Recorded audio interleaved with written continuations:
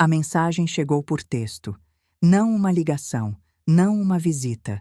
Uma mensagem fria e formal. Mãe, precisamos conversar.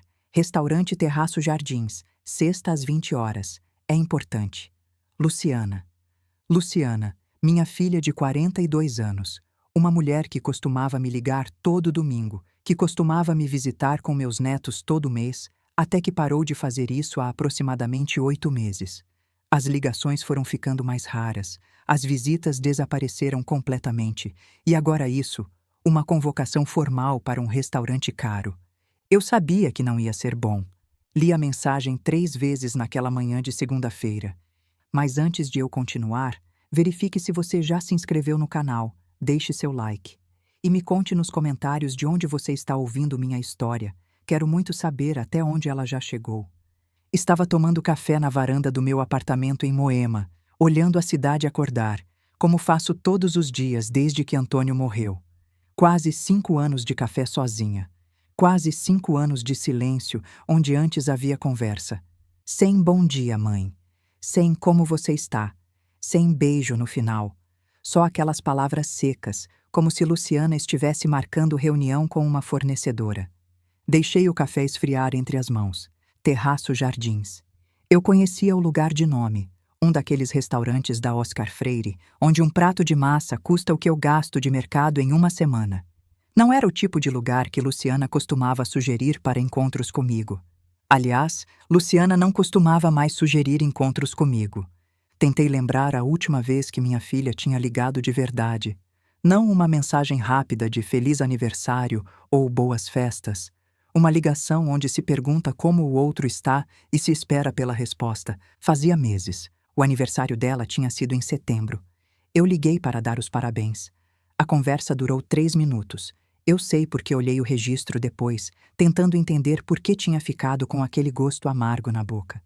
Oi, mãe. Obrigada por ligar. Tô numa correria aqui. Depois a gente se fala, tá? Beijo. Não nos falamos. E agora uma convocação formal para um restaurante caro, junto com Eduardo, meu filho de 39 anos. O menino que eu costumava levar no parque todo sábado, que agora era gerente de banco e mal tinha tempo para uma ligação por mês. Fui até a janela. O sol de outubro entrava forte. Primavera em São Paulo, aquele calor que anuncia o verão chegando. Lá embaixo, a cidade seguia seu ritmo. Carros, pessoas, vida acontecendo. E eu ali, com 65 anos, segurando um celular com uma mensagem que parecia uma sentença. Pensei em Antônio. Se ele estivesse vivo, saberia o que dizer. Saberia como interpretar aquela mensagem, como acalmar o nó que estava se formando no meu peito. Antônio sempre soube lidar com os filhos de um jeito que eu nunca consegui. Ele era o coração da família. Eu era a cabeça. Juntos, funcionávamos. Dá tempo, Carmen. Ele costumava dizer quando eu reclamava do distanciamento dos filhos. Eles vão amadurecer. Mas Antônio não estava mais aqui. Tinha morrido há quase 5 anos, 3 meses depois de descobrir o câncer de pâncreas. E os filhos, pelo visto, não tinham amadurecido. Tinham se afastado.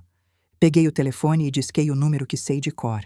Sônia atendeu no 3º toque. Carmen, tudo bem? Não sei. Preciso te contar uma coisa. Lê de novo, pediu Sônia pelo telefone. Li a mensagem em voz alta. Silêncio do outro lado. Sônia. Estou aqui, só pensando. E? Cheira a armadilha, Carmen. Soltei o ar que nem sabia que estava segurando. Também achei. Restaurante caro, mensagem formal, sem contexto. Isso não é convite para jantar. Isso é emboscada. Mas emboscada para quê? Sônia demorou para responder. Não sei, mas conheço sua filha e conheço seu filho. E sei que faz meses que eles não aparecem, não ligam, não perguntam se você está viva. Sônia. É verdade, Carmen. Você sabe que é. Quando foi a última vez que Eduardo veio te visitar? Pensei. Tentei lembrar. O rosto do meu filho apareceu na memória, mas a última visita, em janeiro do ano passado, fazia 5 anos que o Antônio tinha partido. 1 ano, Carmen. 1 ano sem ver o filho. E a Luciana? Veio no Natal, mas ficou 20 minutos. Disse que tinha compromisso. Sônia suspirou do outro lado da linha. E agora, do nada, Ela marca um jantar num restaurante chique e diz que precisam conversar. Sobre o quê? Por que não falou pelo telefone? Por que não veio aí na sua casa? Não sei. Pois é, eu também não. Mas seja lá o que for, não vai ser bom. Olhei pela janela de novo. Uma nuvem passou, bloqueando o sol por um momento. Eu preciso ir, Sônia. Eu sei que precisa. Só estou dizendo para ir preparada. Preparada como? Preparada para ouvir coisas que você não quer ouvir. E preparada para não deixar que te destruam. Fiquei em silêncio. Carmen, estou aqui. O que você está pensando? Pensei no envelope que estava na gaveta do escritório. O envelope branco, com o testamento que eu tinha preparado com o Dr. Gustavo há 6 meses. O testamento alternativo, como eu chamava. O plano B, para o caso de decepção profunda. Na época, eu esperava nunca precisar usar. Estou pensando que talvez você tenha razão, respondi. Talvez eu precise me preparar. Os dias seguintes passaram devagar. Tentei manter a rotina. Café da manhã na varanda, palavras cruzadas, caminhada no parque, almoço leve, leitura à tarde. Mas a mensagem de Luciana ficava martelando na minha cabeça, como uma música irritante que não vai embora. Na quarta-feira, fui até o escritório. A gaveta do lado esquerdo da escrivaninha, aquela que Antônio costumava usar para guardar documentos importantes. O envelope estava lá. Peguei, senti o peso do papel. Abri, reli o conteúdo. As palavras do Dr. Gustavo ecoaram na memória. Dona Carmen, a senhora tem certeza? Isso é definitivo. Eu sei, Gustavo, mas preciso ter essa opção. Espero nunca usar. Coloquei o envelope na bolsa que usaria na sexta-feira. Na quinta à noite, não consegui dormir direito. Fiquei olhando para o teto, pensando nos filhos, no marido, na vida que tinha construído e que agora parecia desmoronar em câmera lenta. Lembrei do dia em que vendemos a empresa. Março de 2019. 34 anos de trabalho, de madrugadas, de sacrifício. Santos e Moreira.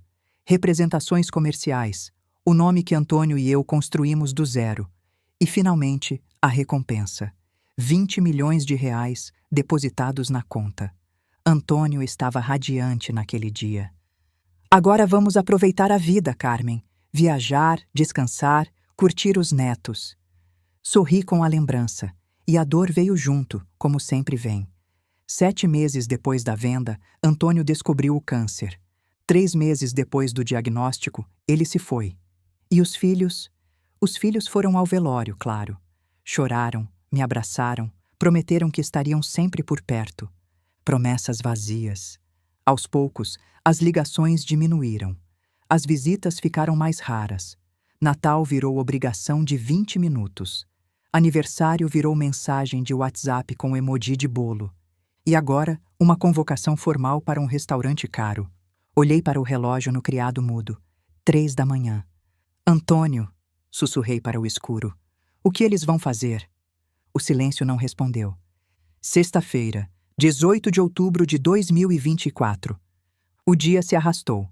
Às 6, comecei a me arrumar. Calça de alfaiataria bege, blusa de seda verde escura. Nada ostensivo. Coloquei os brincos de pérola que Antônio me deu no nosso aniversário de 30 anos. Me olhei no espelho. 65 anos.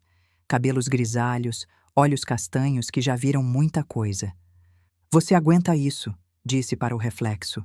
Seja lá o que for, você aguenta. Peguei a bolsa. Verifiquei que o envelope estava lá dentro.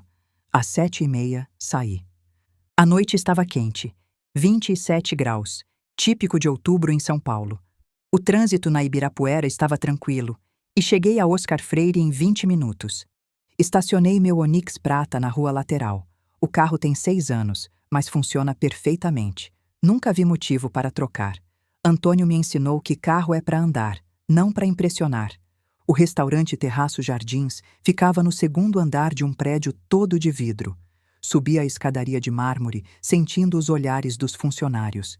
Minha roupa era simples demais para aquele lugar. Minha bolsa era barata demais. Meu carro lá embaixo era modesto demais. E daí? Eu não tinha nada a provar para ninguém. Boa noite, senhora. Tem reserva? Estou encontrando minha filha, Luciana Pellegrini.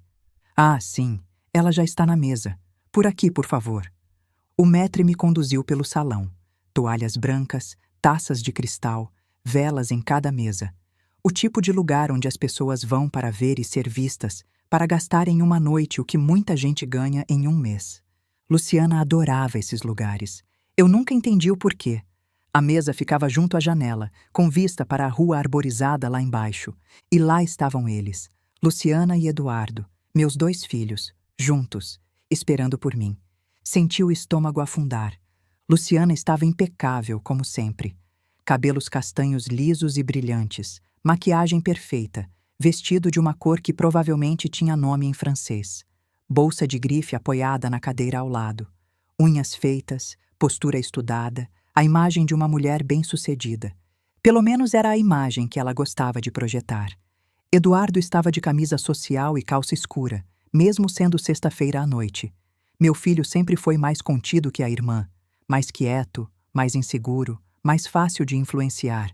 Os 2 tinham taças na mão. Vinho branco para Luciana, uísque para Eduardo. Nenhum dos 2 se levantou quando cheguei. Isso me disse tudo o que eu precisava saber. Mãe, disse Luciana, chegou cedo.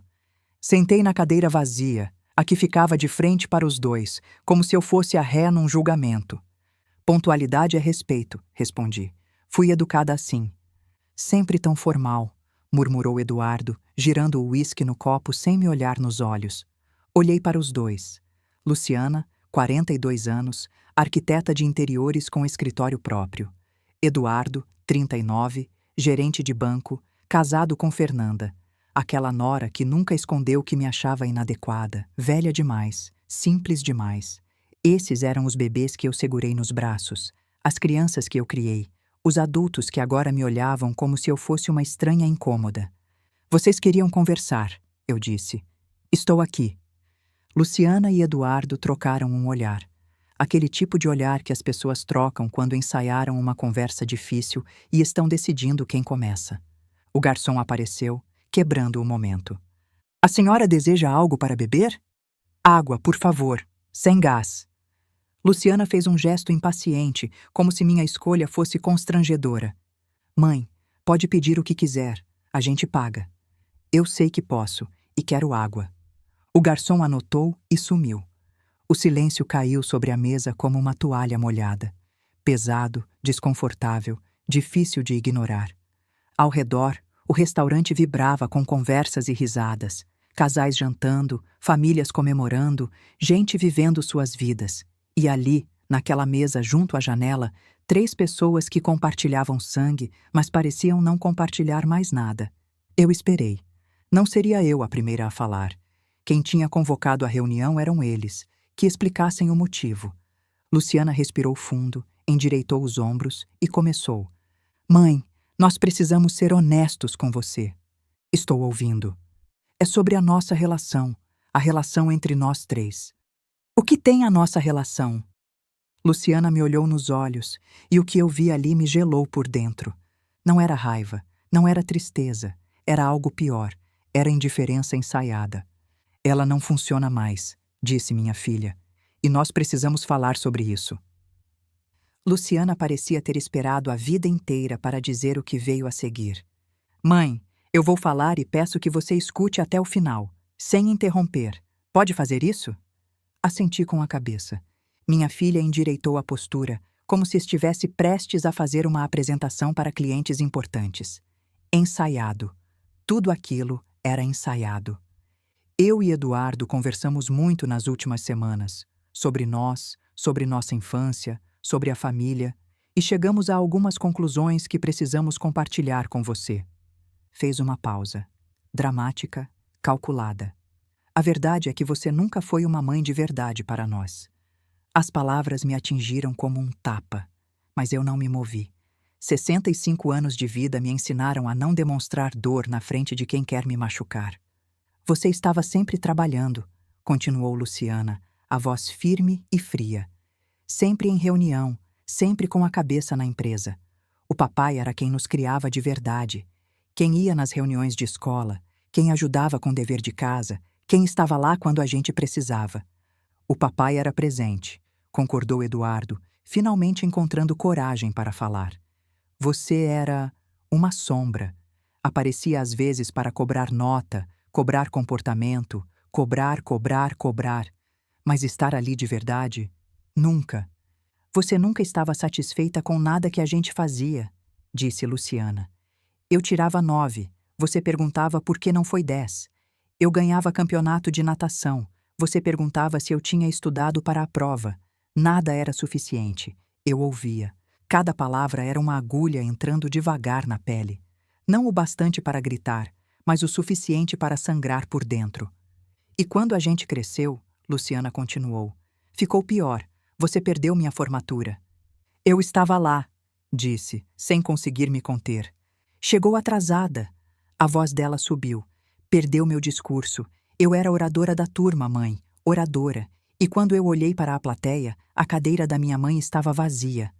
O trânsito. Sempre tem uma desculpa. Luciana me cortou. Sempre. Trânsito, reunião, cliente, emergência. Nunca é sua culpa. Nunca é sua escolha. Mas o resultado é sempre o mesmo.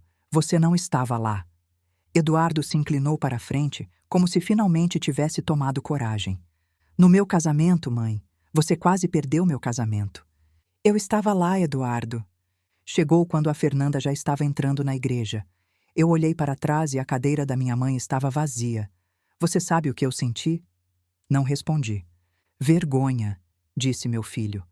Senti vergonha. Minha sogra percebeu. Ela olhou para a cadeira vazia e depois olhou para mim com pena. Pena, mãe. No dia do meu casamento. O garçom trouxe minha água. Colocou na mesa em silêncio e desapareceu. Ninguém agradeceu. Luciana retomou o controle da conversa. Ela sempre foi assim. Precisava estar no comando. O que estamos tentando dizer, mãe, é que você nunca priorizou a família. A empresa sempre veio primeiro. O dinheiro sempre veio primeiro. E nós ficamos com as sobras. O papai compensava, disse Eduardo, a voz mais baixa agora. O papai estava sempre lá, mas o papai se foi. E sem ele, Luciana completou, não faz mais sentido continuar fingindo. Senti uma mudança no ar. Uma tensão diferente. Algo estava vindo. O golpe final. Fingindo o quê? Perguntei, mantendo a voz controlada. Luciana e Eduardo trocaram mais um olhar. Aquele olhar ensaiado. Que somos uma família, disse minha filha. Que temos uma relação que funciona. Que existe amor entre nós. Silêncio. A verdade, mãe, Luciana prosseguiu, é que eu não sinto mais amor por você. Eu tentei. Durante anos eu tentei. Mas não dá mais. Ela fez uma pausa, como se quisesse que as palavras afundassem bem fundo. Eu olho para você e vejo uma estranha.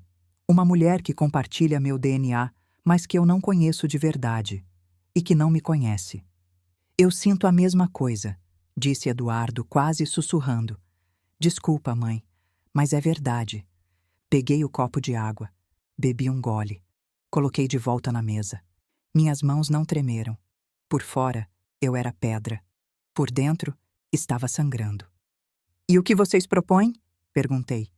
Uma separação, disse Luciana, sem hesitar. Limpa, honesta, sem drama. Separação. É.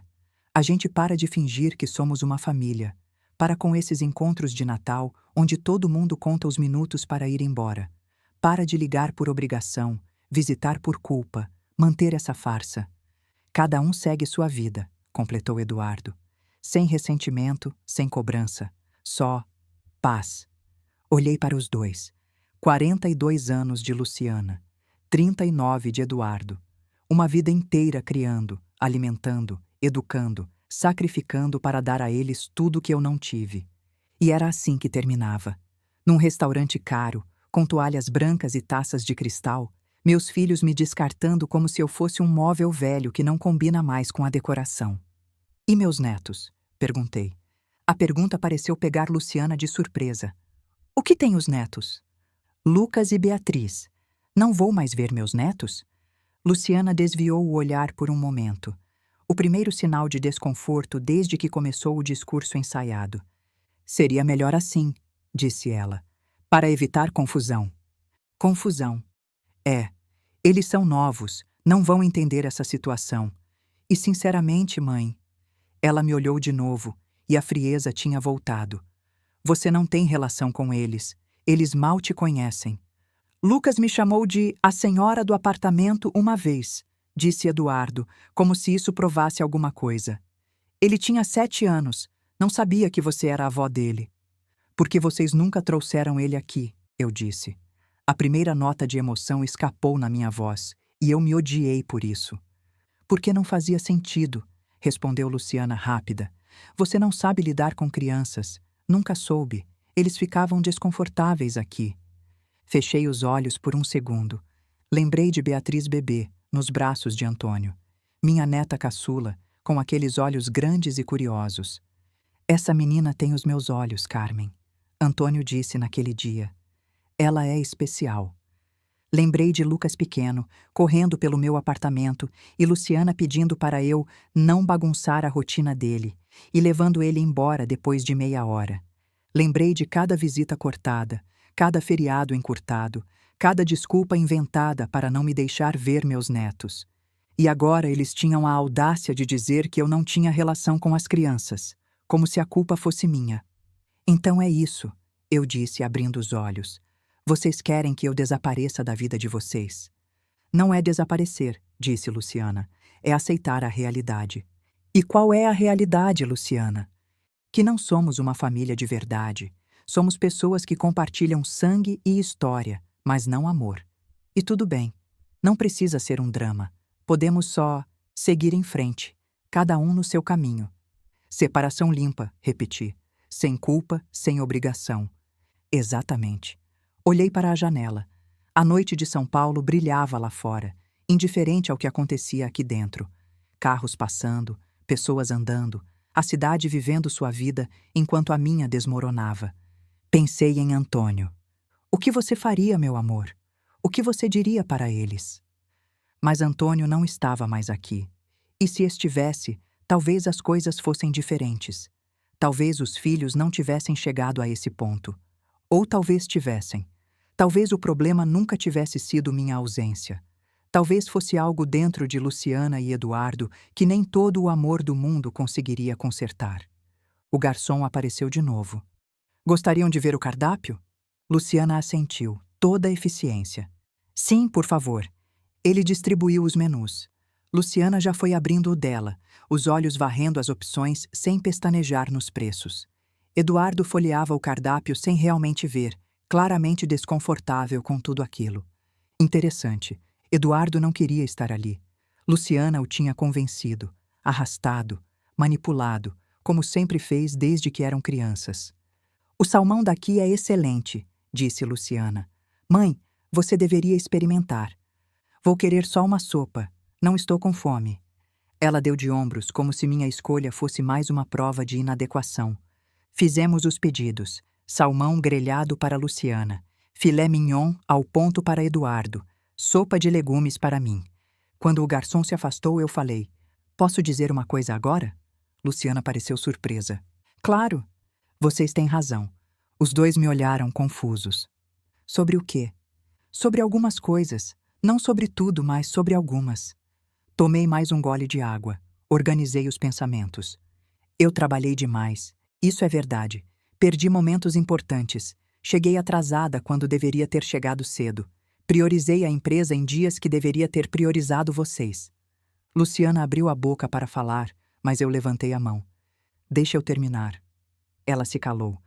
Eu fiz isso porque vim da pobreza, Luciana. Você sabe disso, mas não sabe o que significa de verdade. Meu pai era operário, ganhava salário mínimo. Minha mãe lavava roupa para fora para complementar. Eu dormi a infância inteira num quarto do tamanho do seu closet, dividindo cama com 2 irmãs. Fiz uma pausa. Eu passei fome. Fome de verdade, não fome de pulei o almoço. Fome de não ter o que comer. E quando eu e seu pai começamos a empresa, eu prometi para mim mesma que meus filhos nunca iam passar pelo que eu passei. Mãe, a gente não está falando de dinheiro. Deixa eu terminar. Luciana fechou a boca de novo. Eu trabalhei para dar a vocês a vida que eu não tive. Escola particular desde o maternal. Faculdade paga. As 2. Apartamento de presente quando casaram. Ajuda sempre que precisaram, sem pedir nada em troca. Menos presença, disse Eduardo, quase sussurrando. Menos presença, concordei. É verdade, e por isso eu sinto muito. Silêncio. Luciana e Eduardo me olhavam, esperando o mas. Eles sabiam que tinha um mas. Mas vocês também estão errados sobre muita coisa. Luciana enrijeceu. Errados como? Eu estava na sua formatura, Luciana. Eu estava lá. Vi você subir no palco. Vi você fazer o discurso. Vi você receber o diploma. Eu chorei naquele dia de tanto orgulho. Mas você chegou atrasada. 15 minutos atrasada. Porque teve um acidente na 23 de maio que parou o trânsito. Eu saí de casa com 2 horas de antecedência. 2 horas, Luciana. Você acha que eu queria me atrasar? Você acha que não tentei?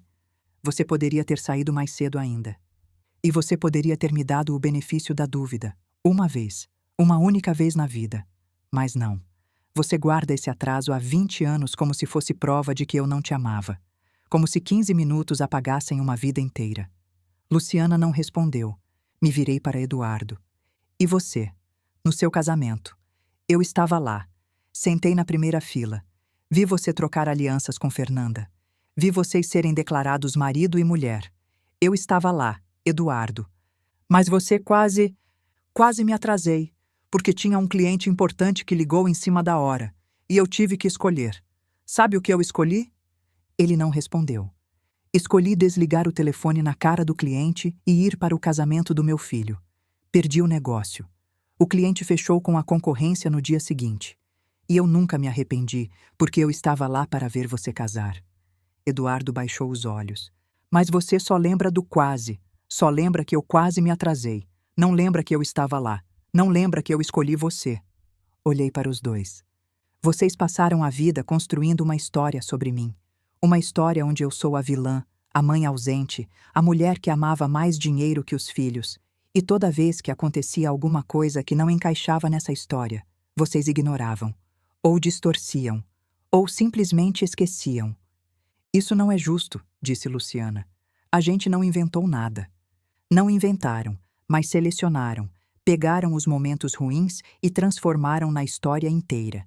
Jogaram fora os momentos bons como se não contassem. Respirei fundo.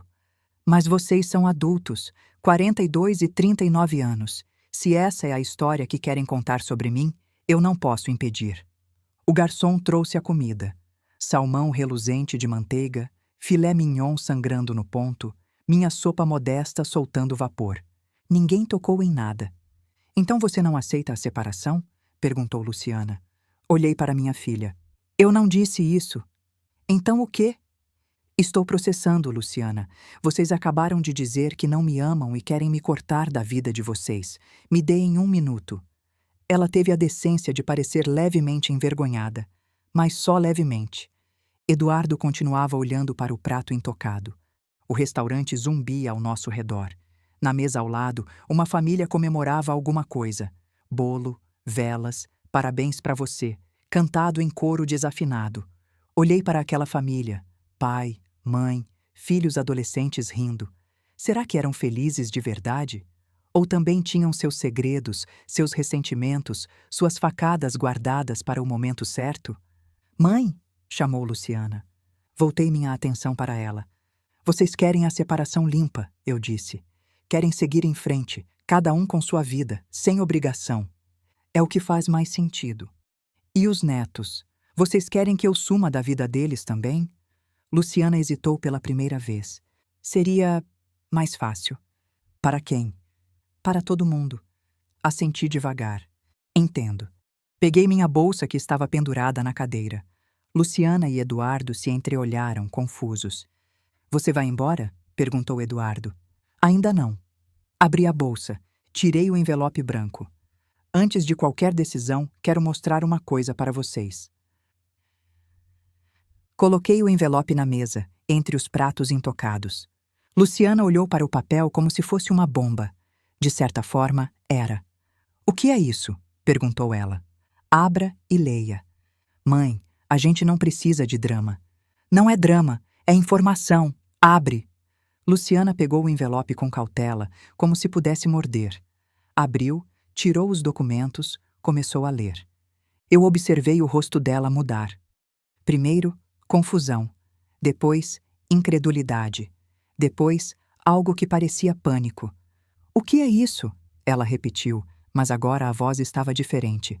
Lê em voz alta, para o Eduardo também ouvir. Luciana engoliu em seco. Olhou para o irmão, depois para mim, depois para o documento, e começou a ler. Última vontade e testamento de Carmen Lúcia Moreira Santos. Revisão de setembro de 2024. Eduardo se endireitou na cadeira. Luciana continuou, a voz cada vez mais fraca. Eu, Carmen Lúcia Moreira Santos, brasileira, viúva, residente em São Paulo, em pleno gozo de minhas faculdades mentais, declaro que este é meu testamento.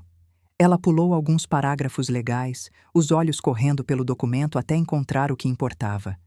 Patrimônio total estimado, 38 milhões de reais. Silêncio absoluto.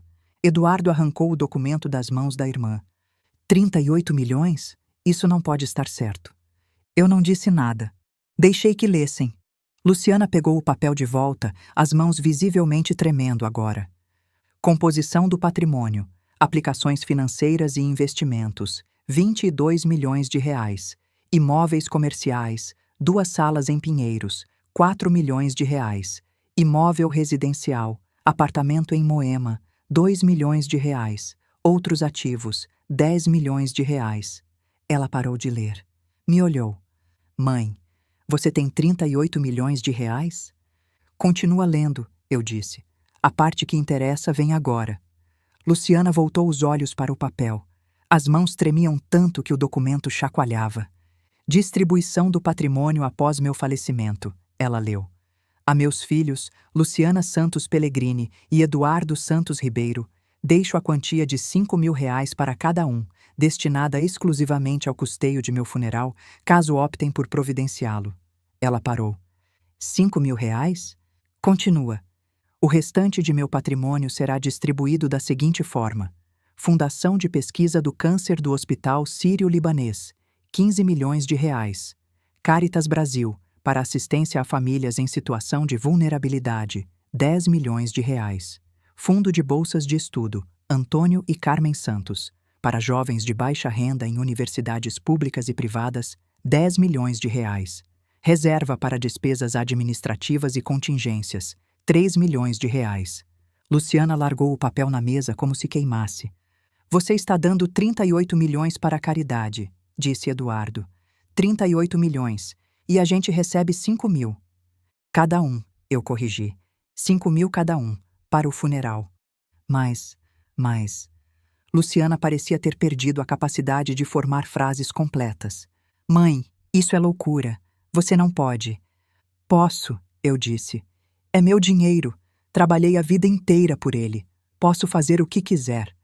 Mas você mora num apartamento de 80 metros quadrados, dirige um Onix velho, usa roupa de shopping popular.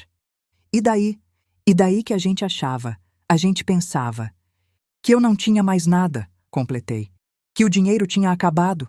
Que vocês estavam fazendo um favor em me aguentar todos esses anos, esperando que eu morresse logo para se livrarem do fardo. Luciana ficou branca. Não foi isso que... Foi exatamente isso, eu disse. Eu deixei vocês acreditarem que eu tinha pouco. Queria ver quem vocês eram de verdade quando não tinha herança em jogo.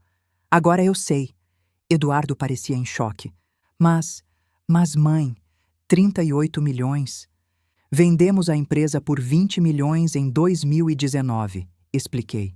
Seu pai e eu investimos bem. Imóveis, fundos, decisões certas na hora certa. Em quase 5 anos, o dinheiro quase dobrou. E você nunca contou pra gente, disse Luciana, e havia algo na voz dela agora, algo que parecia raiva. Não, porque eu queria ver quem vocês eram sem a influência do dinheiro, sem a expectativa de herança, só quem vocês eram como pessoas, como filhos. Pausa. Agora eu sei. Luciana se inclinou para a frente, os olhos brilhando. Mãe, espera. A gente pode conversar sobre isso. Estamos conversando. Não assim. A gente pode repensar o que dissemos. Não era isso que queríamos. Ah, não, eu interrompi. Vocês acabaram de me dizer que não me amam, que querem uma separação limpa, que meus netos seriam melhor sem mim. Isso foi há 5 minutos, Luciana. 5 minutos. A gente estava emocionada, guardando ressentimentos antigos, mas isso não significa que vocês queriam ser deserdados. Silêncio. É isso, não é? Eu disse. Vocês queriam cortar os laços emocionais, mas manter os laços financeiros. Queriam a liberdade de não ser família, mas o benefício de herdar como família. Luciana abriu a boca, mas nenhum som saiu. Eduardo encontrou a voz. Mãe, a gente errou. A gente falou coisas que não devia. Mas você é nossa mãe. Não pode simplesmente. Não posso o quê? Respeitar a vontade de vocês? Que vontade? A separação limpa, cada um seguindo seu caminho. Foi isso que vocês pediram. Mas não assim. Não com tudo isso em jogo. Eu olhei para meu filho, meu menino, o bebê que eu embalei tantas noites, que eu ensinei a andar de bicicleta, que eu vi se formar, casar, ter filho. E agora ele estava ali, suando frio, porque tinha descoberto que desprezar a mãe tinha um preço. Eduardo, eu disse com uma calma que me surpreendeu. Há 30 segundos, você concordava que seria melhor não termos mais contato. O que mudou? Ele não respondeu. O que mudou foi o número na conta bancária. Enquanto vocês achavam que eu era uma velha pobre morando de aluguel... Seu apartamento não é alugado? Interrompeu Luciana. Não, é meu, quitado há 15 anos, assim como as 2 salas comerciais em Pinheiros que rendem aluguel todo mês. Luciana parecia prestes a desmaiar. Enquanto vocês achavam que não tinha nada para herdar, continuei. Era fácil me descartar. Fácil dizer que não me amam, que sou uma estranha, que os netos seriam melhor sem mim. Mas agora que descobriram que tem 38 milhões... Não é sobre o dinheiro, disse Luciana, mas a voz dela não convencia nem ela mesma. É só sobre o dinheiro, eu disse. E vocês acabaram de provar isso. O garçom apareceu, olhou para os pratos intocados, percebeu a tensão e desapareceu sem dizer nada. Pelo menos alguém ali tinha sensibilidade. Luciana tentou uma nova abordagem. Mãe, esse testamento... Quando você fez isso? A primeira versão foi em abril. Revisei em setembro. Setembro? Isso foi há 1 mês. Foi quando eu percebi que vocês tinham parado completamente de me procurar. 8 meses sem uma visita. Ligações cada vez mais curtas e mais frias. Eu comecei a entender. Entender o quê? Que vocês estavam só esperando. Esperando eu morrer, esperando herdar, esperando se livrar do incômodo de ter uma mãe viva que precisava de atenção. Isso não é verdade. Então me diz, Luciana, por que você parou de me visitar? Silêncio. Por que você cortou minhas ligações para 2 minutos? Por que você inventava desculpas toda vez que eu sugeria um almoço de domingo? Por que você me mandou uma mensagem de texto para marcar esse jantar em vez de ligar? Luciana não respondeu. Porque era mais fácil, eu disse. Mais fácil ir me apagando aos poucos. Mais fácil me reduzir a uma obrigação, depois a um incômodo, depois a nada. Vocês achavam que eu não percebia, mas eu percebia tudo. Peguei minha bolsa, guardei o envelope de volta. E agora vocês têm exatamente o que pediram. Uma separação limpa. Mãe, não! Eduardo quase gritou. Algumas pessoas nas mesas próximas olharam. A gente pode resolver isso. Pode voltar atrás. Voltar atrás no quê? Nas coisas que disseram? Não dá, Eduardo. Palavras não se desfalam. Mas a gente não quis dizer. Quiseram sim. Vocês ensaiaram isso, planejaram, escolheram um restaurante caro para eu não fazer escândalo. Pensaram em cada detalhe. Olhei de um para o outro. O único detalhe que vocês não pensaram foi que a mãe, ausente e fria, tinha passado os últimos 5 anos observando, esperando, querendo acreditar que vocês iam voltar a ser os filhos que eu criei. Mas vocês não voltaram. Vocês pioraram. Luciana tinha lágrimas nos olhos agora, mas eu conhecia minha filha. Conhecia aquelas lágrimas. Eram lágrimas de frustração, não de arrependimento. Lágrimas de alguém que viu o plano dar errado. Mãe, por favor, ela disse. Não faz isso com a gente. Eu não estou fazendo nada com vocês. Vocês fizeram isso sozinhos. Mas é muito dinheiro. Ah, agora é sobre o dinheiro? Pensei que não fosse. Luciana se calou. Eu me levantei da mesa. Aonde você vai? Perguntou Eduardo. Para casa. Estou cansada. Mas a gente precisa conversar. Já conversamos. Vocês disseram o que queriam dizer. Eu mostrei o que precisava mostrar. Está tudo muito claro agora. Tirei algumas notas da bolsa. R$ 200. Coloquei na mesa. Isso cobre minha água e a sopa que eu não comi. Mãe, espera. Não. Minha voz saiu mais firme do que eu esperava. Vocês queriam paz? Vocês queriam cada um seguir seu caminho? Pois agora tem. Olhei para os dois pela última vez. Meus filhos, minha carne e meu sangue. As pessoas por quem eu tinha trabalhado, sacrificado, sonhado. E tudo que eu via agora eram dois estranhos calculando quanto tinham acabado de perder. Os 38 milhões vão para quem precisa de verdade, eu disse. Pesquisa de câncer, para que outras famílias não percam quem amam como eu perdi o Antônio.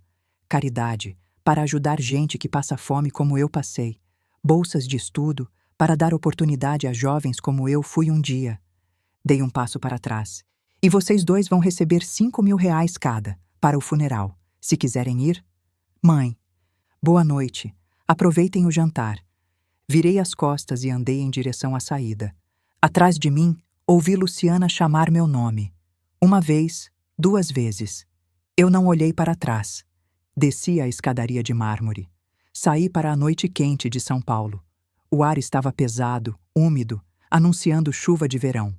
Entrei no meu Onix, tranquei as portas, e só então, sozinha no escuro do carro, eu deixei as lágrimas virem. Antes de continuar minha história, se inscreve no canal e ativa o sininho. Isso aqui está só começando. Cheguei em casa às 10 da noite. O apartamento estava escuro, silencioso, exatamente como eu tinha deixado. Tranquei a porta, larguei a bolsa no sofá, fui até a janela. A cidade brilhava lá embaixo, indiferente ao que tinha acontecido. Pensei em ligar para a Sônia, mas era tarde. Ela se preocuparia. Ligaria para cá correndo. Amanhã. Contaria tudo amanhã.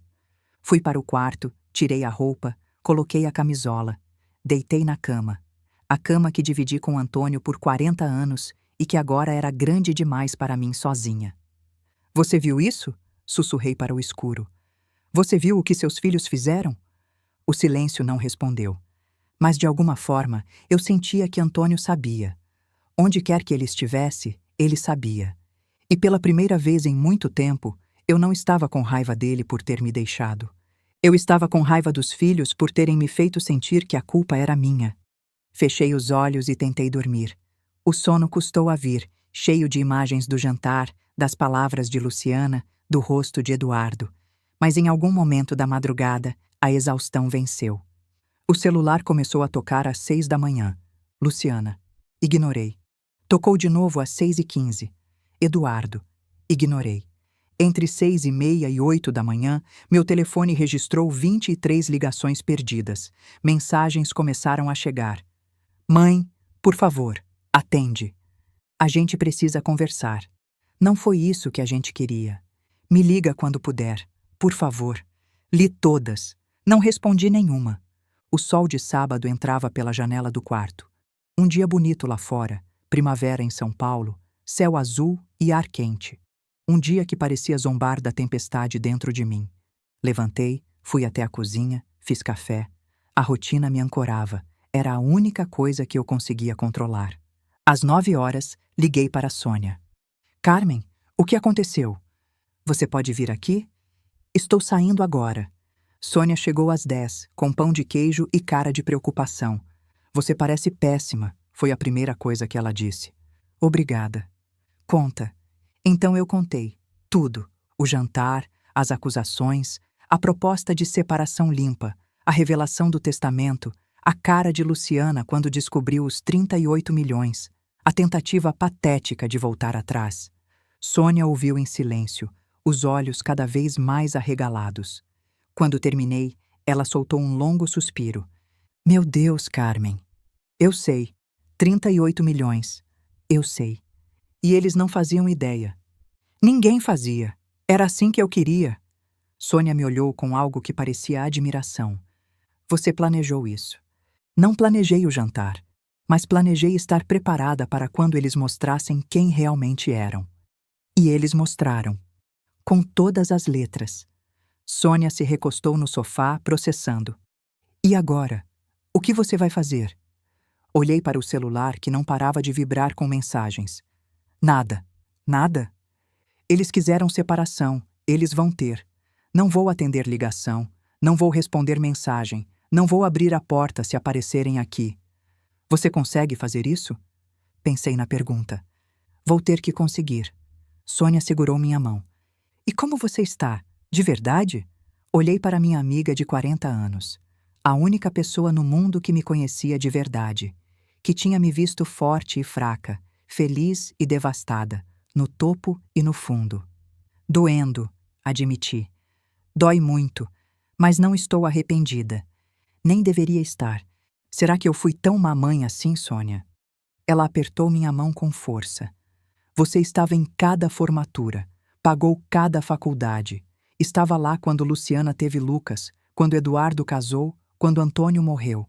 Você foi a empresa inteira enquanto Antônio cuidava dos filhos, sim.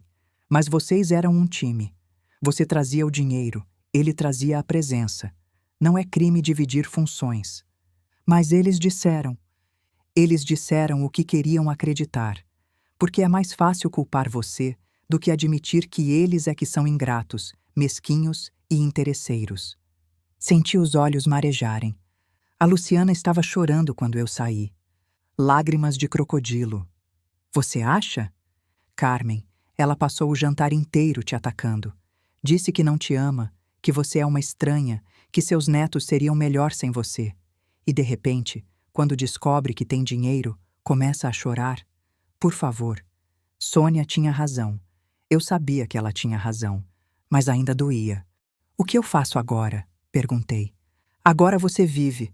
Você toma seu café toda manhã, faz suas caminhadas, lê seus livros e deixa eles se afogarem na própria ganância. E se eles vierem aqui? Você não abre a porta. E se insistirem? Você chama a polícia. Olhei para Sônia, surpresa. Polícia? Carmen, eles deixaram claro que não te veem como mãe. Quiseram se separar de você. Pois bem, agora são estranhos. E estranhos que invadem sua privacidade podem ser denunciados. Era um pensamento estranho. Meus próprios filhos como estranhos, como invasores. Mas era a realidade que eles tinham escolhido. Tá bem, eu disse. Não vou abrir a porta. Boa. E não vou responder mensagem. Melhor ainda. Olhei para o celular vibrando mais uma vez. Luciana de novo. Desliguei o aparelho. Pronto, disse. Silêncio. Sônia sorriu. Essa é a Carmen que eu conheço. A semana seguinte foi difícil. Todas as manhãs, eu acordava e ligava o celular só para ver a enxurrada de mensagens. Luciana, Eduardo, às vezes os dois no mesmo minuto. Vozes cada vez mais desesperadas. Mãe, a gente precisa conversar de verdade. Não foi nada do que você entendeu. Por favor, me deixa explicar. Eu te amo, mãe. Sempre amei. Essa última era de Eduardo. Eu li várias vezes. Eu te amo. 3 palavras que eu não ouvia dele há anos. E agora apareciam, mágicas, depois que ele descobriu que eu tinha 38 milhões. Não respondi. Na quarta-feira, fui ao escritório do Dr. Gustavo para confirmar que o testamento estava ativo e blindado. Dona Carmen, ele disse, ajeitando os óculos de armação escura. A senhora tem certeza de que quer manter isso? Se mudar de ideia depois... Não vou mudar de ideia, Gustavo. Eles podem tentar contestar, alegar influência indevida, capacidade mental diminuída. E vão conseguir? Ele negou com a cabeça. Não. O testamento foi feito seguindo todos os protocolos legais. A senhora fez avaliação psiquiátrica recente, tem histórico de decisões financeiras lúcidas e o documento foi testemunhado por profissionais independentes. Qualquer contestação seria rejeitada. E a legítima? Perguntei. Eles não têm direito à metade? A maior parte do patrimônio está em estruturas que não entram no inventário, Dona Carmen. Doações em vida, fundos fiduciários, holdings. O que sobra para a divisão é uma fração pequena. Eles receberiam pouco de qualquer jeito. A senhora só formalizou isso no testamento. Então está resolvido. Dr. Gustavo me olhou por um momento. Se me permite dizer, Dona Carmen, eu conheci o Antônio por 25 anos e conheço a senhora ao mesmo tempo. Vocês eram um casal admirável. O que seus filhos fizeram? Ele parou, escolhendo as palavras. O Antônio ficaria muito triste, mas também muito orgulhoso da senhora. Senti um aperto no peito. Obrigada, Gustavo. Saí do escritório com a certeza de que tinha tomado a decisão certa, mas a certeza não apagava a dor, só a tornava mais suportável. No fim de semana, Luciana apareceu no meu prédio. O porteiro ligou no interfone. Dona Carmen, sua filha está aqui. Quer que eu deixe subir? Olhei pela janela. Lá embaixo, o carro de Luciana, aquele SUV preto financiado, estava estacionado na calçada. Não, diz que não estou. Como assim, Dona Carmen? Diz que não estou, seu Jorge, e que não recebo visitas não anunciadas. Silêncio do outro lado. Tudo bem, dona. Fiquei na janela, observando. Alguns minutos depois, vi Luciana sair do prédio, o rosto vermelho de frustração. Ela olhou para cima, talvez procurando minha janela, e depois entrou no carro e foi embora. Meu coração estava acelerado, mas eu não abri a porta, não atendi, não cedi. Pequenas vitórias. Os dias foram passando. Outubro virou novembro. O calor aumentou, anunciando o verão que chegava. São Paulo entrava naquela época sufocante, de 32 graus e umidade que gruda na pele. As mensagens foram ficando mais raras. Uma por dia, depois uma a cada 2 dias, depois uma por semana. Os filhos estavam perdendo a esperança, ou planejando uma nova estratégia. Eu mantinha minha rotina: café, caminhada, leitura, almoço com Sônia 2 vezes por semana. A vida seguia, apesar de tudo. Mas havia momentos difíceis. Uma tarde, achei uma foto antiga numa gaveta. Luciana e Eduardo pequenos, no colo de Antônio, todos sorrindo para a câmera.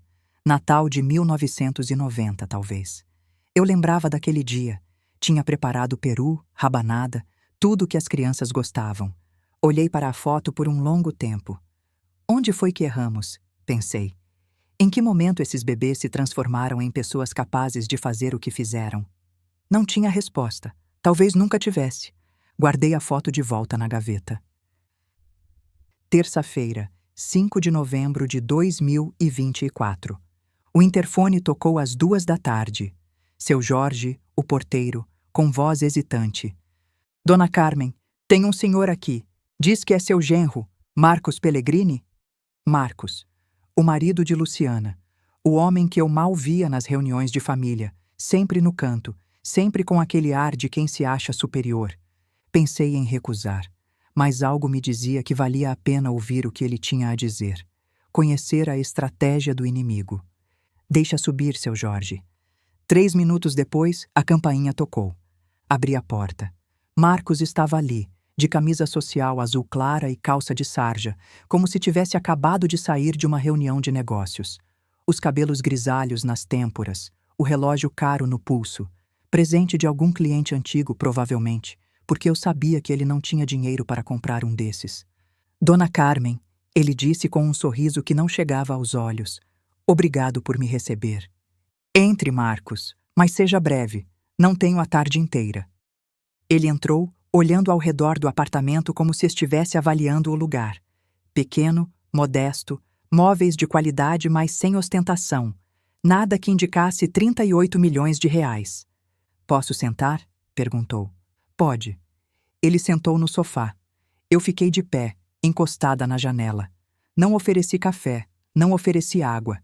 Ele não era bem-vindo, e eu queria que ele soubesse. Dona Carmen, começou Marcos, cruzando as pernas com estudada casualidade. Eu vim aqui porque acho que houve um mal-entendido. Mal-entendido. No jantar. Luciana me contou tudo o que aconteceu e, bem, eu acho que as coisas saíram do controle. Saíram do controle. Ele pareceu incomodado com minha repetição seca. Luciana estava emocionada.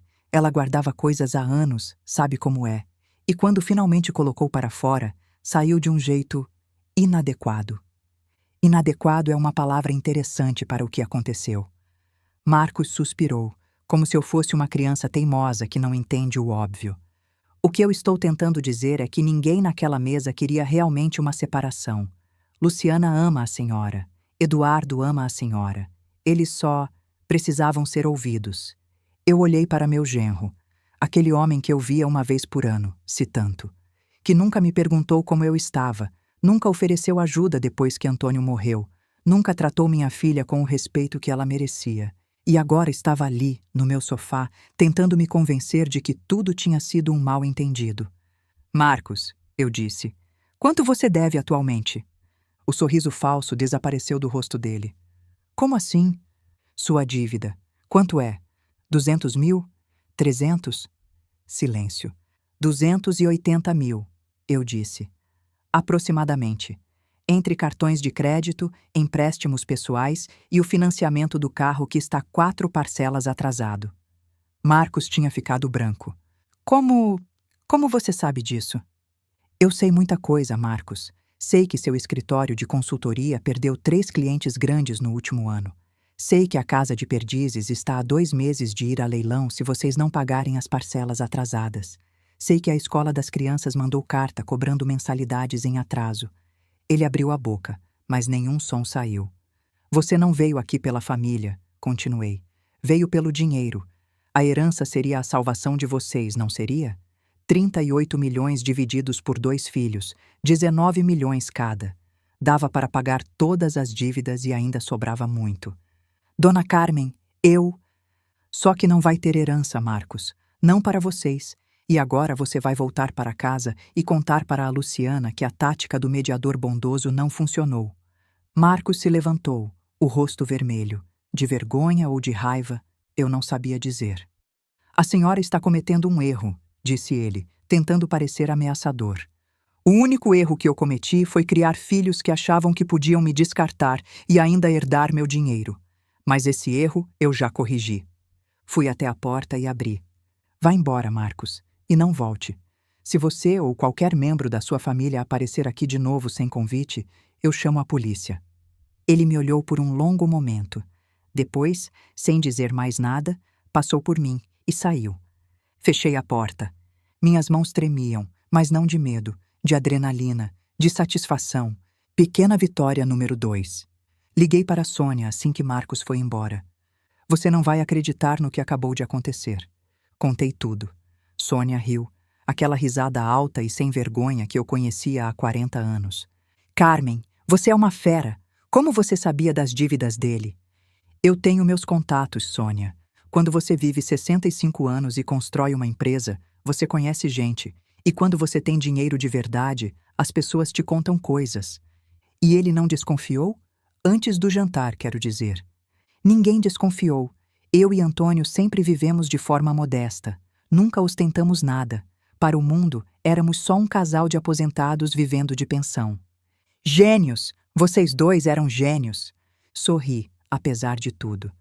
Antônio dizia que dinheiro é ferramenta, não troféu. Eu concordava. E agora? Acha que eles vão desistir? Pensei por um momento. Não, Marcos foi só a primeira tentativa. Vão tentar outras coisas. Como o quê? Não sei ainda, mas eu vou estar preparada. 2 semanas se passaram depois da visita de Marcos. 2 semanas de silêncio relativo. As mensagens de Luciana e Eduardo continuavam chegando, mas menos frequentes agora. Eles estavam se reagrupando, planejando o próximo movimento. E eu mantinha minha rotina: café, caminhada, leitura. Mas havia algo que me incomodava. Uma dúvida que não queria ir embora. Numa tarde de sábado, sozinha no apartamento, peguei o celular nas mãos. Olhei para o número de Luciana na agenda e pensei em ligar. Pensei em dizer: filha, será que a gente não pode conversar de verdade? Sem acusações, sem testamento, sem dinheiro? Só nós duas? Meu dedo pairou sobre o botão de chamada. E se eu estivesse errada? Pensei. E se todo mundo tivesse razão? Luciana, Eduardo, talvez até Antônio lá no começo. E eu realmente tivesse sido uma mãe ausente? Uma mulher que escolheu a empresa em vez dos filhos? A dúvida me corroía. 65 anos de vida, e eu ainda não sabia se tinha feito as escolhas certas. O dedo continuou suspenso sobre o botão. Liga, disse uma voz dentro de mim. Liga e conversa. Talvez ainda dê tempo. Respirei fundo. Fechei os olhos. E então, O celular vibrou. Uma mensagem de WhatsApp. Luciana para Marcos, enviada por engano para o grupo da família que ainda existia no meu telefone. Marcos, minha mãe não atende. Você precisa tentar de novo. Diz para ela que a gente mudou, que a gente ama ela. Fala qualquer coisa. Se a gente não reverter esse testamento, a casa vai a leilão mês que vem. Não podemos perder essa herança. Li a mensagem 3 vezes. Herança. Não mãe. Não família. Não amor de verdade. Herança. O dedo se afastou do botão de chamada. A dúvida evaporou como névoa ao sol da manhã. Não era eu quem estava errada. Nunca tinha sido. Eram eles. Sempre foram eles. Deletei o grupo da família. Na véspera do dia 23 de novembro, a campainha tocou.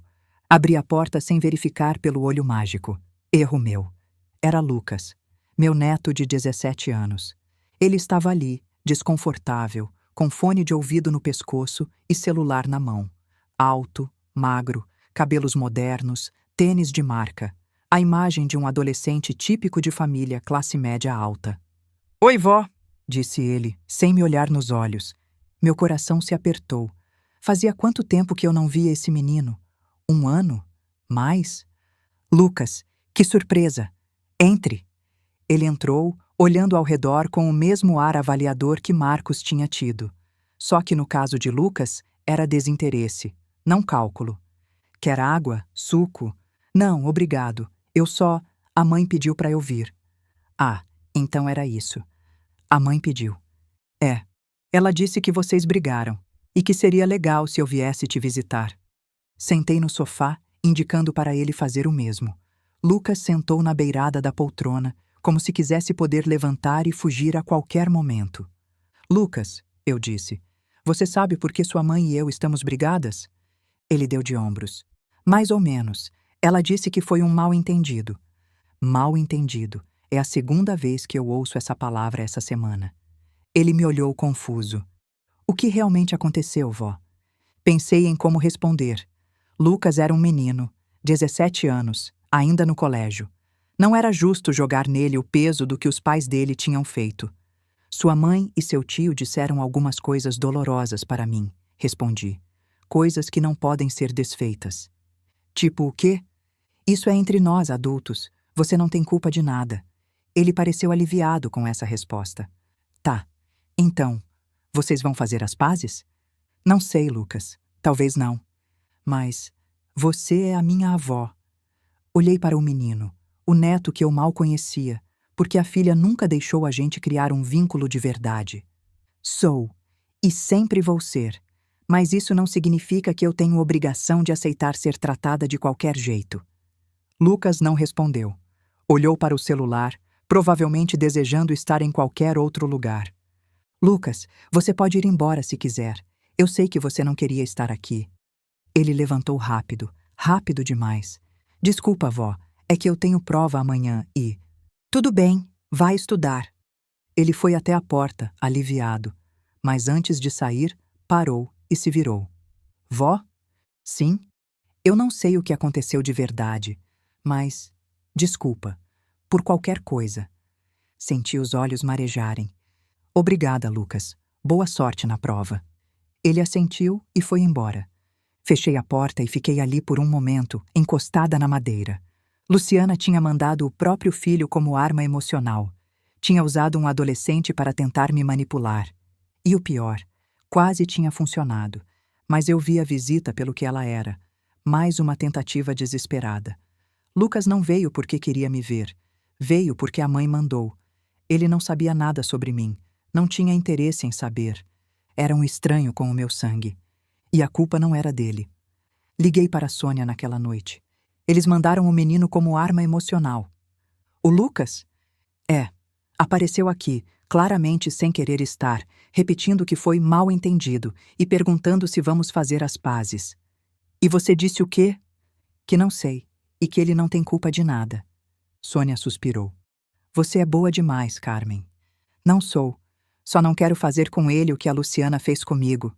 Transformar filho em ferramenta." "E agora? O que eles vão tentar depois?" Pensei por um momento. "Não sei, mas seja o que for, eu estou pronta." 2 semanas de silêncio. Eu quase achei que tinham desistido. Quase. E você? Acha que eu estou certa em não ceder? Comenta aí embaixo sua opinião. Dezembro chegou quente. 34 graus. O sol de verão castigando São Paulo sem piedade. Eu mantinha minha rotina. Café, caminhada logo cedo antes do calor aumentar, leitura à tarde com o ar-condicionado ligado. A vida seguia, apesar de tudo. As tentativas de contato tinham praticamente cessado. Depois de Marcos e Lucas, Luciana parecia ter entendido que a abordagem emocional não funcionaria. Eduardo tinha desistido antes. Era o mais fraco dos dois. Sempre foi. Mas eu sabia que não tinha acabado. Pessoas desesperadas fazem coisas desesperadas. E 38 milhões de reais era dinheiro suficiente para deixar qualquer um desesperado. Na quarta-feira, 4 de dezembro, recebi uma ligação de Dr. Gustavo. Dona Carmen, temos um problema. Ou melhor, eles têm um problema. O que foi? Fernanda Ribeiro, sua nora, esposa do Eduardo, entrou com um pedido de avaliação psiquiátrica compulsória. Senti o sangue gelar. Ela fez o quê? Está alegando incapacidade mental e influência indevida no testamento. Quer que a senhora seja avaliada por peritos para determinar se estava em pleno gozo das faculdades mentais quando assinou o documento.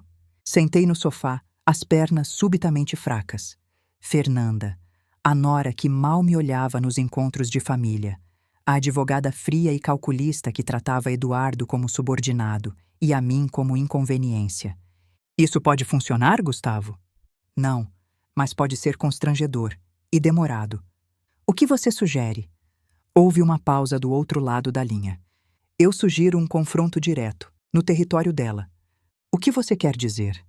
Marque uma reunião no escritório de advocacia dela, com ela, comigo e quem mais ela quiser trazer. Vamos resolver isso cara a cara. Pensei por um momento. Quando? Amanhã, se possível. Quanto mais rápido cortarmos isso, melhor. Então amanhã, quinta-feira, 5 de dezembro, 11 da manhã. O escritório de advocacia ficava na Avenida Paulista, um daqueles prédios comerciais de vidro e aço que parecem todos iguais. Fernanda trabalhava lá há anos, numa firma grande de direito trabalhista. Provavelmente achava que conhecer advogados lhe dava vantagem. Ela estava errada. Dr. Gustavo me encontrou no saguão. Ele estava de terno escuro, pasta de couro na mão, ar professoral de sempre. 25 anos como nosso advogado, ele conhecia cada centavo do patrimônio, cada decisão que Antônio e eu tínhamos tomado. Pronta? Perguntou. Pronta! Subimos de elevador até o 12º andar. Uma recepcionista nos conduziu até uma sala de reuniões com vista para a cidade. Fernanda já estava lá. Ela estava de pé junto à janela, cabelos pretos presos num coque apertado, terno feminino sem graça, expressão permanentemente crítica. Ao lado dela, um homem de uns 50 anos, provavelmente um colega especialista em direito sucessório. Dona Carmen, disse Fernanda sem estender a mão. Obrigada por vir. Eu não vim por você, respondi. Vim para encerrar essa palhaçada. O homem ao lado dela pareceu surpreso com minha franqueza. Fernanda não demonstrou nada. Aquela mulher tinha gelo nas veias. Sentamos em lados opostos da mesa, eu e Dr. Gustavo de um lado, Fernanda e seu colega do outro. Vamos aos fatos, disse Fernanda, abrindo uma pasta. Minha cliente, neste caso, a família Santos Ribeiro, questiona a validade do testamento assinado pela senhora em abril e revisado em setembro deste ano. Sua cliente? Eu interrompi. Você quer dizer seu marido, meu filho Eduardo. Fernanda nem piscou. Os fundamentos da contestação são 3. Primeiro, idosa vivendo sozinha há quase 5 anos, sem acompanhamento familiar regular. Segundo, possível declínio cognitivo associado à idade avançada e ao luto prolongado. Terceiro, testamento feito sob pressão emocional, num momento de vulnerabilidade. Olhei para Dr. Gustavo. Ele assentiu levemente. Era a deixa dele. Posso responder? Disse ele, abrindo sua própria pasta. Por favor, disse Fernanda, com um sorriso que não tinha nada de amigável. Dr. Gustavo tirou os documentos e foi jogando na mesa, um por um. Laudo psiquiátrico de agosto. Capacidade mental plena. Próximo. Fernanda olhou para o papel. Histórico financeiro de 5 anos. Decisões consistentes, rentáveis, lúcidas. Próximo. O colega dela começou a suar. Testamento registrado em cartório, 2 testemunhas independentes, todos os protocolos legais. Dr. Gustavo fechou a pasta com um estalo. Resumindo, a senhora vai perder, vai pagar caro e ainda pode responder por litigância de má-fé. Silêncio na sala. Fernanda olhou para o colega. O colega olhou para ela com uma expressão que dizia claramente: "Você me meteu numa furada." Além disso, continuou o Dr. Gustavo, qualquer contestação judicial exigirá que a situação financeira dos demandantes seja exposta em juízo, incluindo dívidas, financiamentos atrasados e eventuais problemas fiscais. Fernanda ficou branca. Era a minha vez. "Fernanda", eu disse, inclinando-me para a frente, "eu vou ser bem direta com você. Eu sei que você nunca gostou de mim. Eu sei que você vê essa herança como salvação para as dívidas que você e Eduardo escondem de todo mundo. Dona Carmen, deixa eu terminar. Você pode processar. Você tem esse direito, mas vai perder. Vai pagar muito dinheiro. E todo o seu mundo vai virar de cabeça para baixo quando suas finanças se tornarem públicas." Olhei nos olhos dela, incluindo o que você esconde do Eduardo. Fernanda arregalou os olhos por uma fração de segundo. Recuperou a compostura rápido, mas eu vi. Dr. Gustavo viu. O colega dela viu. "Eu não sei do que a senhora está falando", disse ela. "Sabe sim, e eu também sei. A diferença é que eu não preciso usar essa informação, a menos que você me obrigue." Silêncio absoluto. O colega de Fernanda se levantou. "Com licença", disse ele. "Preciso fazer uma ligação." Saiu da sala quase correndo. Fernanda ficou sozinha. A armadura fria tinha rachaduras agora. "Dona Carmen", ela começou, mas a voz não estava mais tão firme. "Talvez a gente possa reconsiderar nossa abordagem." "Talvez você possa. Eu já tomei minha decisão e ela não vai mudar." Me levantei. Dr. Gustavo fez o mesmo. "Fernanda, vou ser clara pela última vez. Não me procure novamente. Não mande Eduardo me procurar. Não envie advogados, mediadores, netos ou qualquer outra pessoa. Acabou." Fui até a porta. "E uma última coisa", disse virando para trás. "O Eduardo merecia coisa melhor do que você, mas isso é problema dele, não meu." Saí da sala sem olhar para trás. No elevador, Dr. Gustavo sorriu. "Dona Carmen, em 25 anos de profissão, nunca vi nada igual." "Obrigada, Gustavo. Posso perguntar uma coisa?" "Pode." "O que você sabe sobre a Fernanda? O que ela esconde do Eduardo?" Olhei para ele. "Isso fica entre nós." "Sempre." Respirei fundo. "Ela tem uma conta bancária separada. Dinheiro que desvia há anos sem Eduardo saber. Provavelmente planejando um divórcio eventual ou simplesmente não confiando no marido." "E como você descobriu isso?" "Contatos. Quando você tem dinheiro de verdade, as pessoas contam coisas." O elevador chegou ao térreo. "O Eduardo sabe?" perguntou Gustavo. "Não, e eu não vou contar. Não é da minha conta. Mas poderia usar contra ela." "Poderia. Mas não preciso. Ela já sabe que eu sei. Isso é suficiente." Saímos do prédio para o sol escaldante de dezembro. A Paulista fervilhava de gente, carros, vida. "E agora?" perguntou Gustavo. "Agora eu vou para casa, tomar um café gelado e esperar o Natal." O Natal de 2024 foi diferente de todos os outros. Pela primeira vez em 65 anos, eu não passei o dia 25 de dezembro com a família. Pelo menos, não com a família de sangue. Passei com Sônia. E com os amigos de Sônia. Uma mesa de 8 pessoas, todas acima dos 60 anos, todas com histórias de família complicadas, todas decididas a não deixar que isso estragasse o feriado. Foi bom. Risadas, vinho, peru, rabanada, música antiga tocando no rádio, conversa sobre nada e sobre tudo. Às 9 da noite, quando a festa estava acabando, Sônia me puxou para um canto. "Como você está? De verdade?" Pensei por um momento. Estranhamente bem. É estranho dizer isso, mas estou em paz. Mesmo sem os filhos? Justamente por estar sem os filhos, sem a obrigação de fingir, sem as perguntas falsas sobre como estou, sem contar os minutos para ir embora. Sônia sorriu. Você encontrou sua família. Encontrei. Demorou 65 anos, mas encontrei. 3 dias depois, no sábado 28 de dezembro, a campainha tocou. Eram 2 da tarde. Calor intenso, 33 graus. O sol de verão castigando a cidade. Fui até a porta, olhei pelo olho mágico.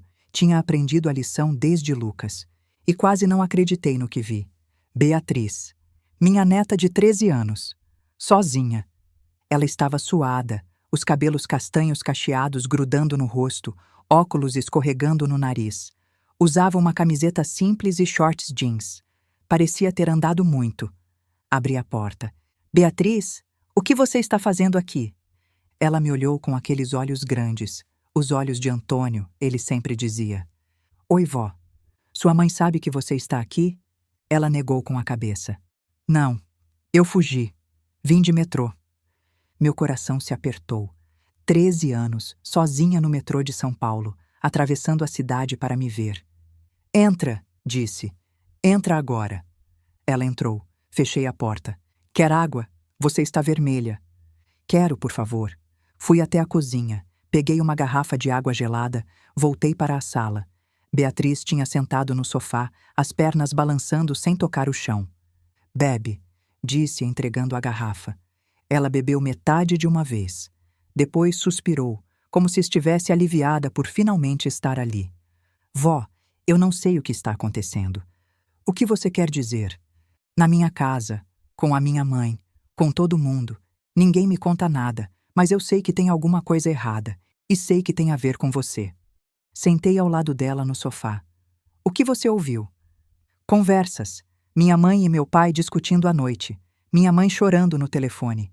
Tio Eduardo e tia Fernanda vindo aqui toda hora, falando baixo. E toda vez que eu entro na sala, eles param de falar. Ela me olhou. A mãe diz que você não quer mais ver a gente, que você ficou brava e não quer mais ser nossa avó. Senti os olhos marejarem. Beatriz, isso não é verdade. Eu sabia, por isso vim aqui, porque eu não acreditei nela. Segurei a mão da minha neta, pequena, quente, viva. O que realmente aconteceu, vó? Pensei em como responder. Beatriz tinha 13 anos. Era nova, mas não era boba. E merecia saber pelo menos parte da verdade. Sua mãe e seu tio disseram coisas muito dolorosas para mim, eu disse. Disseram que não me queriam mais na vida deles, que eu era uma estranha, que você e Lucas, seriam melhores sem mim. Beatriz arregalou os olhos. Eles disseram isso? Disseram, no dia 18 de outubro, num jantar. Mas por quê? Eu não sei, meu amor. Talvez eles acreditem nisso de verdade. Talvez estivessem com raiva por outros motivos. Eu só sei que as palavras foram ditas e não podem ser desfeitas. Beatriz ficou em silêncio por um momento. Depois, eu não concordo com eles. O quê? Eu não acho que a gente seria melhor sem você. Eu gosto de você, vó. Sempre gostei. Senti uma lágrima escorrer pelo meu rosto. Pela primeira vez em meses, era uma lágrima de alegria. Eu também gosto de você, Beatriz. Muito. Eu lembro do vovô, ela disse. Eu sei que era pequena quando ele morreu, mas eu lembro dele, do cheiro dele. Era de terra molhada e café, e de como ele ria, e de como ele me chamava de especialzinha. A dor e a alegria se misturaram no meu peito. Ele adorava você, eu disse. Dizia que você tinha os olhos dele. Eu sei. Ele me disse isso uma vez, quando eu tinha 7 anos. Ficamos em silêncio por um momento. Beatriz segurava minha mão com força, como se tivesse medo de me perder de novo. Vó, posso te perguntar uma coisa? Pode. Tem uma coisa sobre dinheiro, né? Eu ouvi eles falando, sobre herança, sobre testamento. É por causa disso que eles estão bravos? Olhei para minha neta. 13 anos, mas tão perspicaz, tão atenta. Sim, admiti. Tem a ver com dinheiro também. Mas eu não ligo para dinheiro, disse Beatriz. Eu só queria te ver, só isso. E aí eu não consegui mais segurar. As lágrimas vieram, muitas, quentes, libertadoras. Beatriz se aproximou e me abraçou. Um abraço pequeno, mas cheio de amor verdadeiro. Não chora, vó. Tá tudo bem. São lágrimas boas, meu amor. São lágrimas boas. Ficamos assim por um tempo, abraçadas no sofá, sem dizer nada, sem precisar dizer nada. Passamos a tarde juntas. Peguei o álbum de fotos, aquele que eu guardava na estante do quarto, cheio de memórias. Mostrei para Beatriz, Antônio jovem, nosso casamento, os filhos pequenos, a empresa crescendo, os netos nascendo. Esse é o vovô na praia, disse ela, apontando para uma foto. Em Ubatuba. Você lembra disso? Lembro. Eu tinha 5 anos. Ele me ensinou a fazer castelo de areia. Ele era bom nisso. Fazia castelos enormes, com torres e fossos. Beatriz riu, uma risada genuína, alegre. Vó, por que a mãe é tão diferente de você? A pergunta me pegou de surpresa. O que você quer dizer? Você é calma, gentil. A mãe é sempre nervosa, sempre preocupada com o que os outros pensam. Por quê? Pensei por um momento. Eu não sei, Beatriz. Às vezes as pessoas se tornam diferentes do que esperamos. Às vezes a vida muda as pessoas de jeitos que não entendemos. Mas você é a mãe dela, você criou ela. Criei. Mas criar alguém não significa controlar quem essa pessoa vai se tornar. Cada um faz suas escolhas, e às vezes as escolhas são decepcionantes. Beatriz assentiu, pensativa. Eu não quero ser como ela, disse baixinho. Quando eu crescer, eu quero ser como você. Segurei o rosto dela entre as mãos. Você vai ser você mesma, meu amor. Só isso, e vai ser maravilhosa. Às 5 da tarde, percebi que precisava mandar ela de volta. Beatriz, você precisa voltar para casa. Sua mãe vai ficar preocupada. Ela nem percebeu que saí. Estava no telefone brigando com alguém. Mesmo assim, você não pode sumir assim. Beatriz fez uma expressão triste. Posso voltar? Outro dia? Sem eles saberem? Pensei por um momento. Era arriscado. Se Luciana descobrisse, ia fazer um escândalo. Ia usar isso contra mim. Mas olhando para aqueles olhos, os olhos de Antônio, eu não consegui dizer não. Pode, sempre que quiser. Me manda mensagem antes para eu ter certeza de que estou em casa. Beatriz sorriu, o sorriso mais lindo que eu tinha visto em meses. Obrigada, vó. Agora vem, vou chamar um táxi para te levar até perto de casa. Não táxi. Antes de ela descer, dei um abraço apertado. Te amo, vó, ela disse. Eu também te amo, meu amor. Mais do que você imagina. Ela acenou pela janela enquanto o carro se afastava. Voltei para o apartamento. O silêncio era o mesmo de sempre, mas agora parecia diferente. Menos pesado. Mais cheio de possibilidade. Sentei no sofá onde tínhamos passado a tarde. O álbum de fotos ainda estava aberto na mesa de centro, mostrando uma foto de Antônio com Beatriz bebê nos braços. Você viu isso, meu amor? Sussurrei. Ela veio, por conta própria, porque me ama de verdade. O silêncio não respondeu, mas eu senti, de alguma forma, que Antônio estava sorrindo. Se você também chorou com a minha Beatriz, deixa o like. Essa menina merece tudo. Segunda-feira, 6 de janeiro de 2025. O ano novo tinha chegado sem fanfarra. Passei a virada com Sônia, numa festa pequena no apartamento dela, brindando à meia-noite com champanhe barato e promessas de um ano melhor. Agora, primeira segunda-feira do ano, eu estava no escritório do Dr. Gustavo. Dona Carmen, a que devo a honra? Quero fazer uma alteração no testamento. Ele ergueu as sobrancelhas. Mudou de ideia sobre os filhos? Não, quero adicionar uma cláusula. Para a Beatriz. Dr. Gustavo recostou na cadeira, interessado. Me conta. Expliquei sobre a visita surpresa, sobre a tarde que passamos juntas, sobre os olhos de Antônio, sobre as lágrimas, sobre o amor verdadeiro de uma menina de 13 anos que atravessou a cidade de metrô só para ver a avó. Quando terminei, Dr. Gustavo estava sorrindo. O que você tem em mente? Um fundo educacional, 2 milhões de reais, exclusivo para Beatriz, acessível quando ela fizer 18 anos. Os pais terão acesso? Nenhum, zero. O dinheiro vai direto para ela, sem passar por Luciana ou Marcos. Se tentarem acessar antes, perdem o direito. Dr. Gustavo assentiu, anotando. Podemos fazer isso. Vou precisar de algumas semanas para redigir e registrar. Sem pressa. Só quero ter certeza de que está feito. E a Beatriz sabe? Não. e não vai saber até eu morrer, ou até fazer 18 anos, o que vier primeiro. Por que não contar para ela? Pensei por um momento. Porque eu quero que ela continue me visitando por amor, não por interesse. Se ela souber do dinheiro, vai sempre ter essa dúvida na cabeça. Será que a avó está fazendo isso por mim ou pelo dinheiro? Eu não quero isso para ela. Dr. Gustavo me olhou com respeito. Dona Carmen, o Antônio tinha razão sobre a senhora. Razão sobre o quê? Ele me disse uma vez há muitos anos: Gustavo, minha mulher parece dura por fora, mas por dentro é puro coração. Eu nunca esqueci. Senti os olhos marejarem. De novo. Estava chorando demais ultimamente. Obrigada, Gustavo. Vou redigir a cláusula essa semana. Passo aqui para a senhora assinar. Perfeito. Quinta-feira, 9 de janeiro. Almocei com Beatriz pela primeira vez desde o Natal. Ela tinha mandado mensagem no dia anterior. Vó, posso ir aí amanhã? A mãe vai estar fora o dia todo. Respondi. Pode sim, vem às 11 horas. Vou fazer macarrão. Ela chegou pontualmente, sorridente, com os cabelos cacheados soltos e uma mochila nas costas. Trouxe meu caderno de desenho, disse. Quero te mostrar umas coisas. Passamos a tarde assim, macarrão alho e óleo, suco de laranja, e horas olhando os desenhos de Beatriz. Ela tinha talento, desenhava animais com detalhes incríveis, cada pelo, cada pena no lugar certo. Eu quero ser veterinária, disse ela, quando crescer. Seu avô adorava animais. Você puxou ele. Ela sorriu. Sério? Sério. Ele sempre quis ter um cachorro, mas o apartamento não deixava. Então ele ficava horas no parque, fazendo carinho nos cachorros dos outros. Beatriz riu. Isso é muito a cara dele.